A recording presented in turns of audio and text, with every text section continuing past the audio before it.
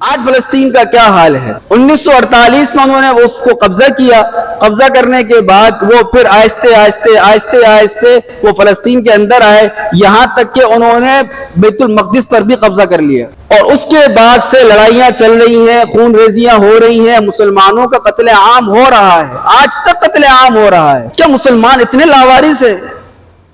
کوئی پوچھنے والا نہیں ہے کب سے قتل عام ان کا ہو رہا ہے؟ کون نہیں جانتا، کس کو نہیں پتا کہ فلسطین میں کیا ہو رہا ہے، شام میں کیا ہو رہا ہے، لبنان میں کیا ہو رہا ہے، کشمیر میں کیا ہو رہا ہے؟ کس کے پاس جائیں؟ کیا ہم اللہ کے عذاب کا انتظار کر رہے ہیں کہ اب اللہ کا عذاب ہی آئے گا؟ کیوں آواز نہیں اٹھاتے ہم؟ ہمارے مسلم حکمران کیوں آواز نہیں اٹھاتے ہیں؟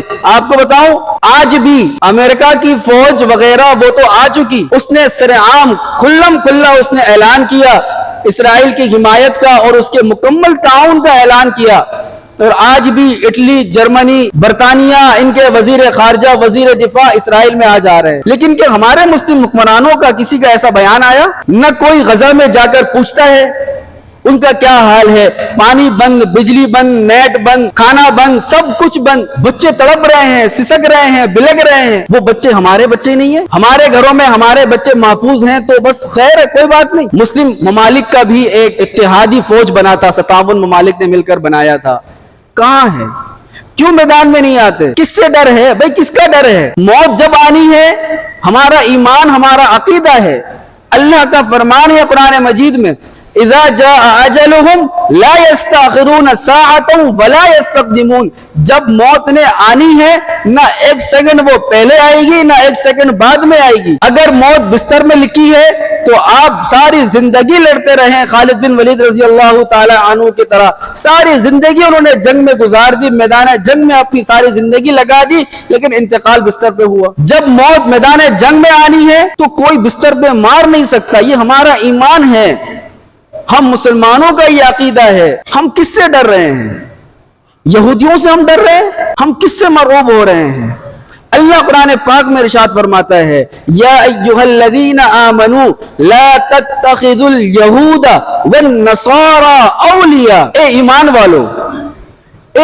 والو، یہود و نصارہ کو اپنا دوست نہ بنانا، یہ تمہارے دوست نہیں ہیں۔ اگر میں قرآن مجید کی آیت نہ سناتا، میری ویڈیو دیکھ کر لوگ کہتے یہ انتہا پسندی کی بات کر رہا ہے، یہ امن کے خلاف بات کر رہا ہے، مسلمانوں کو یہودوں کے خلاف کھڑا کرتا ہے۔ میں نہیں کہتا، اللہ فرماتے ہیں کہ یہودی تمہارے دوست ہو نہیں سکتے، ہم نے کیوں ان کو اپنا بنایا ہوا ہے؟ اسی وجہ سے تو ہم آگے نہیں بڑھ سکتے کہ ہمارے دل میں یہ محبت ہے، ہم ڈرتے ہیں، ہمارے مسلم حکمران ڈرتے ہیں کہ ہم نے اگر بات کر دی تو وہ ناراض ہو جائے گا، فلاں ناراض ہو جائے گا، فلاں ناراض ہو جائے گا، لیکن ان کو ڈر نہیں ہے اس بات کا، یہود و نصارہ کو اس بات کا بالکل ڈر نہیں ہے کہ اگر میں نے کھلم کھلا اعلان کر دیا تو فلاں اسلامی ملک ہم سے ناراض ہو جائے گا، سعودیہ ناراض ہو جائے گا، ترکی ناراض ہو جائے گا، ان کو اس بات کی بالکل پرواہ نہیں ہے۔ ہمیں بڑی پرواہ ہے، ہم مرے جا رہے ہیں ان کی محبت میں۔ آپ مسلم حکمران اس لیے بنے تھے، آپ کو اس لیے بنایا تھا، آپ لوگوں کی وجہ سے آج ہم بزدل ہو گئے ہیں۔ آپ بات نہیں کرتے، ہم کچھ کر نہیں سکتے،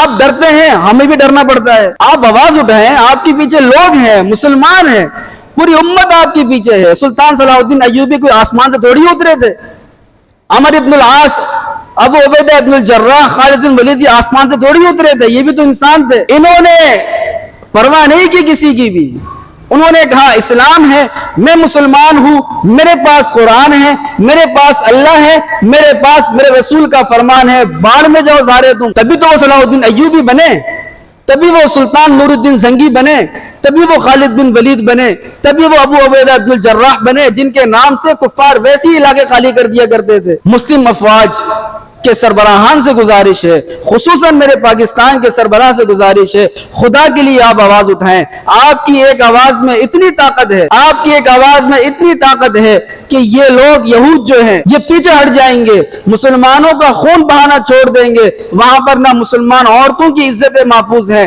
نہ بچوں کی جان محفوظ ہے۔ آپ آواز اٹھائیں۔ یہ ہم جو ممبر پہ بیٹھے ہیں، ہم جو ممبر پہ بیٹھ کر آج بات کر رہے ہیں، ہمارے ہاتھ میں تسبیح ہے، ہم نماز مسجدوں میں پڑھتے ہیں، اب آواز اٹھائیں۔ آپ کے خلاف کوئی بات آتی ہے، اگر خدا نہ خواستہ کوئی ملک آپ پر حملہ کرتا ہے، ہم ان مسجدوں کو چھوڑ کر نماز میدان جنگ میں ادا کریں گے۔ ہمارے ہاتھ میں تسبیح، ہم تسبیح چھوڑ کر اسلحہ اٹھائیں گے۔ آپ صرف اجازت دیں، ہم آپ کی اجازت کے پابند ہیں۔ ہم قانون کے پابند ہیں، ہماری بھی ایمانی غیرت ہے، ہماری ایمانی حمیت ہے، آپ کیوں نہیں کرتے؟ آپ کو کیا مسئلہ ہے؟ سب مسئلہ اللہ پر چھوڑیں، آپ نکلیں، آپ اعلان کریں۔ یہ علماء اکرام جو ہیں، یہ عوام جو ہے، یہ طلبہ جو ہے، اس کی گارنٹی دیتے ہیں ہم آپ کو، اگر کوئی مسئلہ آئے آپ اپنے فوج کو پیچھے رکھیے گا۔ علماء اکرام، طلبہ اکرام، یہ مدارس والے، یہ مسجد والے، یہ نمازی، یہ مسلمان، غیرت مند مسلمان جو ہیں، یہ آپ کی فوج سے آگے ہوں گے، آپ پیچھے رہیے گا، ہم آپ کی فوج سے آگے ہوں گے۔ ہم ختم ہو جائیں پھر آپ کی فوج کی باری آئے گی، لیکن اللہ پر اتنا بھروسہ ہے انشاءاللہ کوئی ختم بھی نہیں کر سکے گا۔ موت وقت میں آنی ہے، جان وقت میں، جب وقت ہوگا یہ جان جسم سے نکلے گی۔ آپ حضرات سے بھی گزارش ہے کہ اس پہ آواز اٹھائیں۔ افغانستان کی مثال ہمارے سامنے نہیں ہے کہ جب امریکہ نے حملہ کیا تھا اس پر، 2000 کی بات ہے، 9/11 کی بات ہے، تو اس وقت لوگوں نے نہیں کہا تھا کہ افغانستان کو تو یوں کچل دیا جائے گا، طالبان کو یوں ختم کر دیا جائے گا، القاعدہ کو یوں ختم کر دیا جائے گا، ملا عمر کہاں چلا جائے گا پتہ نہیں چلے گا، اسامہ بن لادن کا پتہ نہیں چلے گا کہاں جائے گا، نہیں کہا تھا لوگوں نے؟ آپ حضرات نے نہیں سنا یہ باتیں؟ میں نے سنی ہے، ہم نے یہ باتیں سنی ہے۔ آج افغانستان کو دیکھیں وہ کس پوزیشن پہ کھڑا ہے، صرف اور صرف اللہ پہ بھروسہ کرنے کی وجہ سے، اللہ پہ بھروسہ کرنے کی وجہ سے، ایمانی غیرت کی وجہ سے وہ کہاں کھڑا ہے۔ امریکہ آج اس سے ہارنے کے بعد حمایت کا اعلان کر رہا ہے اسرائیل کے لیے، خود اس کا یہ حال ہو چکا ہے افغانستان سے۔